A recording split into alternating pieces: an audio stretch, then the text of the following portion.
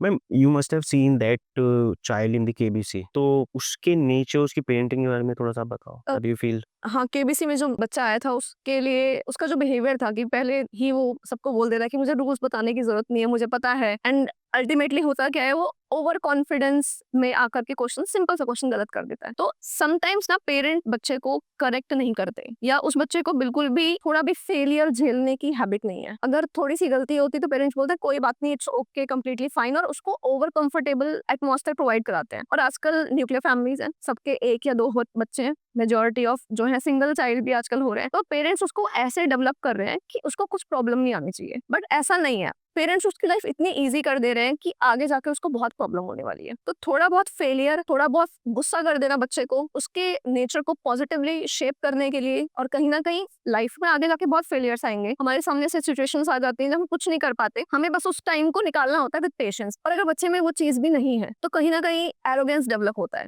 और बच्चे में हमने देखा कि एरोगेंस बहुत था। तो उसका मेन रीज़न यही है कि पेरेंट्स ने बहुत ज़्यादा उसको सॉफ्ट पेरेंटिंग दी है। So it means soft parenting is not good. Over soft and over hard parenting is not good. Correct. Soft parenting से हो ये रहा है कि पेरेंट्स बच्चे को जो है किसी भी प्रॉब्लम करने से पहले ही सेव कर दे रहे हैं। मतलब कई बार मिस्टेक होती है, और मिस्टेक होने से ना बच्चा सीखता है। वो मिस्टेक होने से पहले उसे करेक्ट कर दे रहे हैं। तो वो अल्टीमेटली ना उसके पर्सनल ग्रोथ डेवलपमेंट के लिए ठीक नहीं है। थोड़े से डिसीजन लेने के लिए ना वो डरने लगेगा।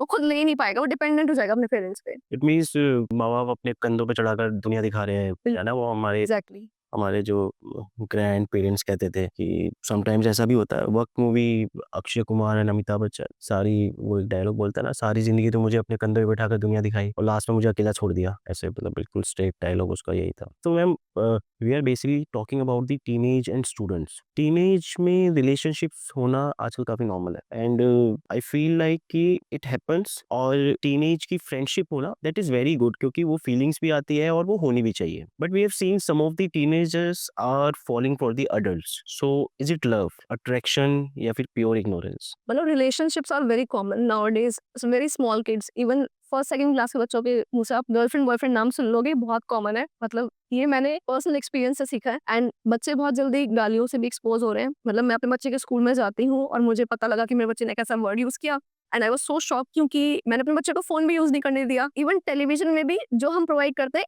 पर्टिकुलर टाइम के लिए वही देखता है, बट ऐसे वर्ड से वो कहाँ से एक्सपोज हुआ?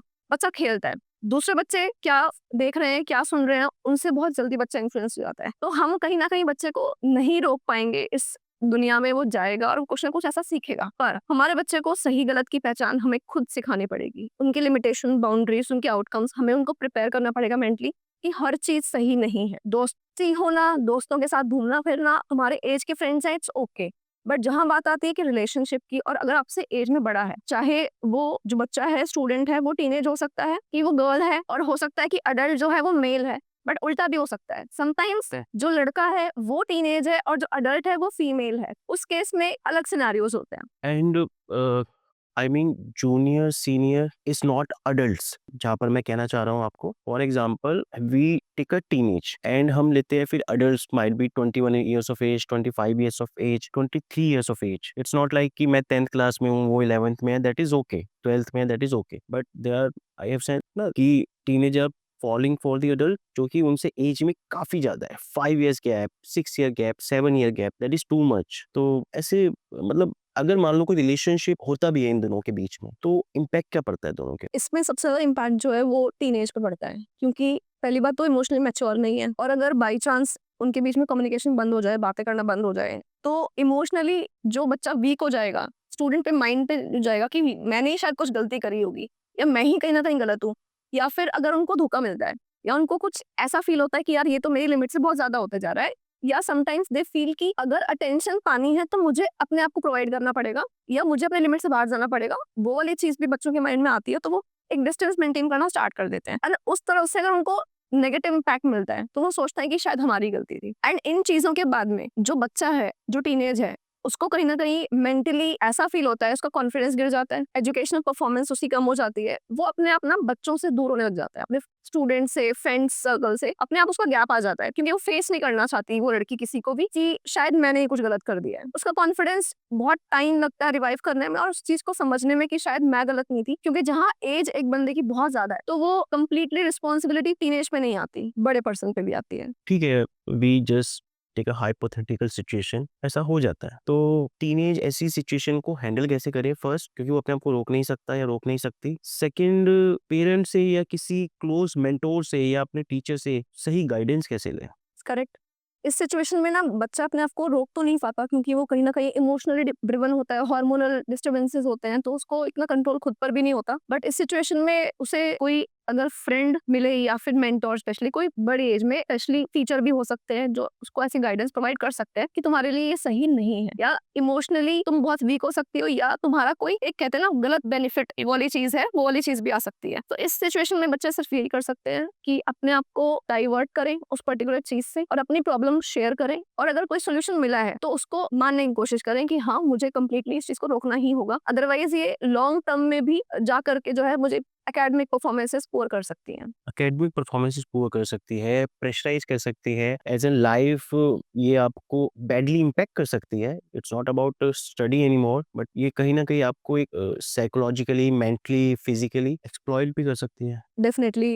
एक डॉक्टर है, मेरे फ्रेंड हैं, उन्होंने ही बताया जब मैं उनके पास रिसेंटली गई थी कि 16 ईयर के स्टूडेंट्स, मतलब जो 11-12 के स्टूडेंट्स हैं, वो भी अबॉर्शन कराने आ जाते हैं। मतलब ये तो क्रिमिनल ऑफेंस में आ जाता है कि अगर आप एक माइनर गर्ल के साथ में इन्वॉल्व हो सेक्सुअली और वो इस सिचुएशन में है, तो कहीं ना कहीं रिस्पॉन्सिबिलिटी कंप्लीटली अडल्ट की थी। तो ऐसी चीजें जब देखने को मिलती हैं तो समझ में आता है कि पेरेंटिंग कितना नेग्लिजेंस हो रहा है पेरेंट्स की साइड से या बच्चे के साइड से भी, कि उसको इतनी डेवलपमेंट ही नहीं मिली या पेरेंट्स ने इतना उसको स्ट्रांग ही नहीं बनाया, उसकी इमोशनल इंटेलिजेंस को ही इतना डेवलप नहीं करा कि वो सही गलत को समझ सके। या कम्युनिकेशन नहीं करा कि जब ऐसी कोई सिचुएशन आए, कहीं ना कहीं लगता तो है ही खुद को, तो पेरेंट्स या फिर मेंटोर या कोई पर्टिकुलर टीचर से बात की जाए। डेफिनेटली। एंड कॉन्ट्रासेप्टिव पिल्स जो है वो भी कंजम्पशन एक माइनर एज में बहुत ज्यादा हो रहा है, तो इसके भी डेटा जो है अवेलेबल है, अगर आप उसको स्टडी करेंगे तो ये प्रॉब्लम्स हमें एक्चुअली बच्चे आके शेयर भी करते हैं। और ऐसा भी होता है कि कई बार स्कूल्स जो हैं, स्कूल प्रेमाइसिस में एज अ टीचर मैंने खुद ने बच्चों को बस में ऐसे गलत हरकतें करते देखा, एंड फिर कंप्लेन की, फिर पेरेंट्स आए, बच्चों के पास फोन था, पेरेंट्स ने सब कुछ प्रोवाइड किया हुआ है, और पेरेंट्स बाद में ऐसे आउटकम पे आके ना डिनाई कर जाते हैं कि हमें तो पता ही नहीं है सब कब से हो रहा है, ये क्या हो रहा है। तो पेरेंट्स को भी समझने की जरूरत है कि आपको बच्चे को बहुत अर्ली एज से काउंसिल करना है, उसको सारी चीजें प्रोवाइड मत करो। मतलब बच्चा जब चीजें आपके हाथ से निकल जाएंगी तब आपको रियलाइज होता है कि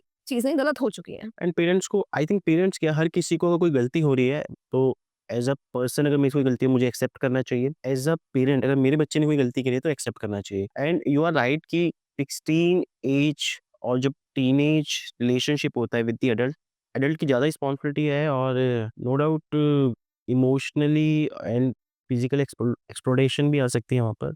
आप पेरेंटिंग कैसे करते थे? यार मेरा बच्चा जो है बहुत हाइपर एक्टिव है, बट यार बच्चे के साथ रात को खेलना ना मेरे बस की नहीं है। डेफिनेटली हम भी थके होते हैं, हमें भी अब ऑफिस का एक्सर्शन है, सारी चीजें हैं, तो हमें भी लगता है कि एनर्जी ड्रेन हो चुकी होती है हाँ यार। बच्चे को टाइम देना एक स्पेसिफिकली वो बहुत मुश्किल हो जाता है पेरेंट्स के लिए। और 5 से 7 तो वो सोती है क्योंकि मेरी मदर हैंडल करती है उसे। फिर उसकी नींद आती है 2-3 बजे। ये 5 से 7 सुलाना गलत है।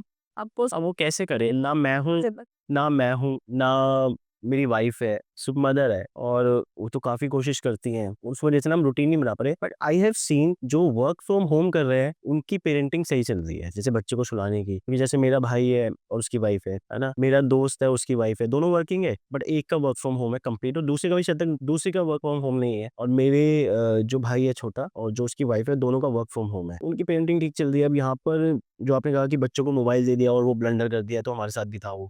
स्कूल्स में सेक्स एजुकेशन के ऊपर बातचीत क्यों नहीं होती, या सिर्फ मटेरियल तक सिमट कर क्यों रह जाता है? सर हमने जैसे पढ़ा है स्कूल्स में होता था कि जैसे ही वो चैप्टर आया टीचर्स ने बोला बेटा खुद पढ़ लेना और बात खत्म हो गई। ना टीचर्स ने पढ़ाने में कोई इंटरेस्ट दिखाया और ना ही मतलब एग्जाम में क्वेश्चन आया बच्चों ने कुछ भी लिख दिया, मार्क्स मिल गए, खत्म। There is no discussion. इतनी शाइनेस है तो हमारी 150 करोड़ पॉपुलेशन कैसे हो गई? सर ये एक मिस्ट्री है, डिस्कशन नहीं करना है, पर इंडिया में हो सब कुछ रहा है।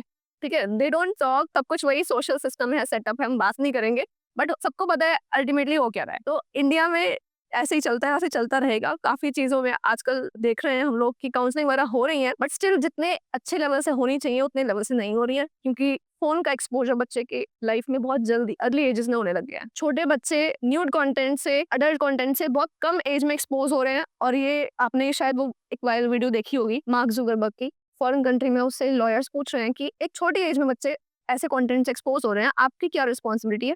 आज आपकी कंपनी इस पे क्या कहेगी? और उन्होंने कुछ नहीं कहा। He was speechless. और इंडिया में हम सोच भी नहीं रहे हैं उस डायरेक्शन में। हमारा फोकस भी नहीं है कि हम बच्चों को इन चीज़ों से, आपको पता है अगर बच्चे के हाथ में फ़ोन है, तो हम उस पे एक लेवल तक कंटेंट को रोक सकते हैं उसके पास तक पहुँचने से। There is lot of options, VPN है हमारे पास। हम पर्टिकुलर वर्ड्स को डालेंगे, वो वर्ड्स उसमें नहीं दिखाई देंगे, उस वर्ड को बच्चा सर्च भी करेगा तो भी नहीं आएगा। तो ऐसे control parents, educated parents at least कर सकते हैं, और ये प्रमोट भी नहीं किए जाते हैं इंडिया में।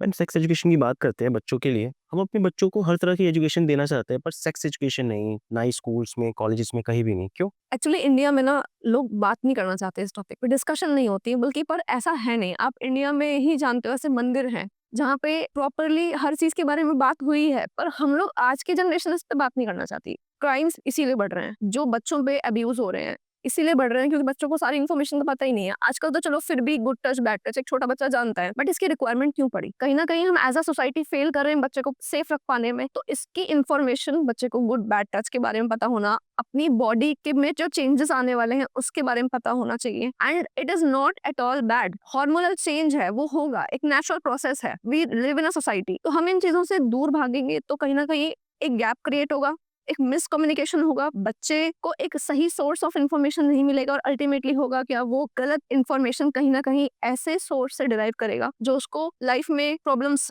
में डाल सकता है। तो ठीक है, गुड टच, बैड टच, सम सेक्स एजुकेशंस, इसके अलावा और क्या हो सकता है? जैसे for example you have said good touch, bad touch, इसके अलावा और क्या हो सकता है जब स्टूडेंट टीनेज हो, 11th-12th में हो, एज अ टीचर पर्सपेक्टिव और क्या बात कर सकते हैं उससे? सर 10th क्लास में भी जो चैप्टर है, 11th-12th में भी है, उसमें एनसीईआरटी कॉन्ट्रासेप्टिव के बारे में बात करती है। एनसीईआरटी जो है फीमेल फीटिसाइड के बारे में बात करती है, प्रेगनेंसी के बारे में बात करती है। तो एनसीईआरटी जब इन चीजों के बारे में बात कर रही है, तो आप अपने बच्चे से खुद क्यों नहीं बात कर रहे हैं? आप अपने बच्चे को क्यों नहीं बताते हैं कि राइट एज ऑफ प्रेगनेंसी या the birth control methods to prevent pregnancy क्या हो सकते हैं? हमें भी तो अपने बच्चों को ये इन्फॉर्मेशन देनी चाहिए।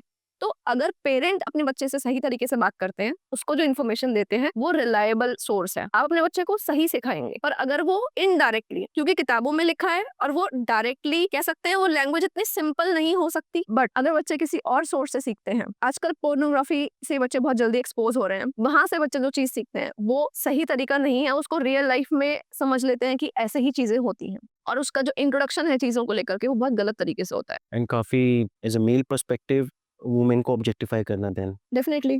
अगर वो इस तरह का कंटेंट देख रहे हैं तो। ये सेड राइट कि अगर एनसीईआरटी में है तो टीचर्स भी क्यों अनकंफर्टेबल हो रहे हैं पढ़ाने में? सर टीचर ना आजकल स्कूल्स में इसको स्किप कर सकते हैं, स्कूल में कर देते हैं, but as an coaching field मैं आपको एक एग्जांपल देती हूँ। My husband is also zoology teacher, he teaches this topic also, and one day in the staff room get a student came to ask a question, and NCERT में एक word लिखा है libido. अब इस word का meaning बच्चे ने पूछा और मेरे हस्बैंड उस बच्चे को आंसर देने लगे, तो एक सीनियर फैकल्टी ने स्टाफ रूम में उनको कॉन्ट्राडिक्ट किया कि आप बच्चे से इस बारे में बात कैसे कर सकते हो, एंड वो टीचर दूसरे सब्जेक्ट के थे, तो उनको नहीं पता था कि एनसीईआरटी में ये वर्ड लिखा है, और वो बच्चा अपने डाउट नहीं पूछ रहा है, अपने पर्सनल डाउट नहीं पूछ रहा है, एक सब्जेक्ट रिलेटेड टॉपिक पूछ रहा है। तो एज अडल्ट्स हम लोग भी कहीं ना कहीं प्रिपेयर्ड नहीं है, हमारी सोसाइटी प्रिपेयर्ड नहीं है, वो सुनना ही नहीं चाहती ऐसी चीजों को। ऐसा कम्युनिकेशन, एक good communication, healthy communication develop होना चाहिए कि हम ऐसी बात कर सकें।